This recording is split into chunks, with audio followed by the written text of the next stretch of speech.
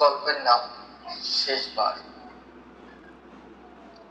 প্রতিদিন ঠিক বিকেল 5টা বেজে 10 মিনিটে ঢাকার এক পুরনো রেল স্টেশনের শেষ প্রান্তে একটা বেঞ্চে বসে থাকেন এক বৃদ্ধা, চুপচাপ, নিঃশব্দ, যেন কারোর জন্য অপেক্ষায়।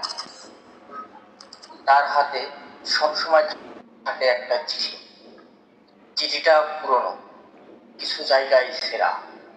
কেউ কিছু জিজ্ঞেস করলে শুধু মুচকি হেসে বলেন, ও আসবে, আমি জানি। লোকেরা ভাবে উনি হয়তো পাগল, অনেকে করুণা করে, কেউ কেউ হাসে। কিন্তু একজন মানুষ, কেবল একজন, প্রতিদিন তাকে দূর থেকে দেখত। নাম তার ইমরান। বিশ্ববিদ্যালয়ের ছাত্র সে বুঝতে পারেনি একটা মানুষ এত বছর ধরে কিসের জন্য এতটা নির্চুপ অপেক্ষা করতে পারে। একদিন সাহস করে এগিয়ে গিয়ে জিজ্ঞেস করে, চাচি, আপনি এখানে প্রতিদিন বসে থাকেন কেন?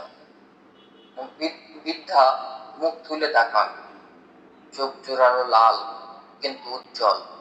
একটা দীর্ঘশ্বাস ফেলে বলেন, আজ থেকে ঠিক 30 বছর আগে আমার স্বামী এই স্টেশনের এখানে বসেছিল। সকালবেলা বলেছিল, ফিরে এসে তোমার সঙ্গে চা খাবো। তারপর এক দুর্ঘটনায় সে আর ফিরল না। কিন্তু আমি জানি তার প্রতিজ্ঞা ছিল, সে আসবে।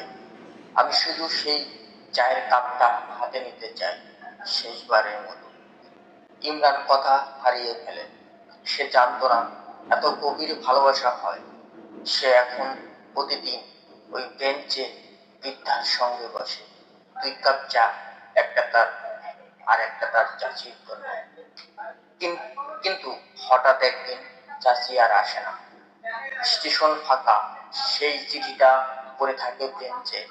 ইমরান বুঝে যায় প্রতীক্ষার সময় শেষ, কিন্তু ভালোবাসা কখনো শেষ হয় না।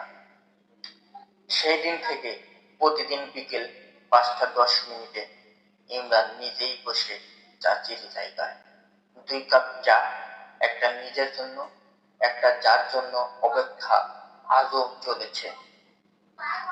ভালোবাসা সবসময় সঙ্গে থাকে, কখনো মানুষের রূপে, কখনো চায়ের 1 কাপ ঢালে, আর কখনো শুধু অপেক্ষায়।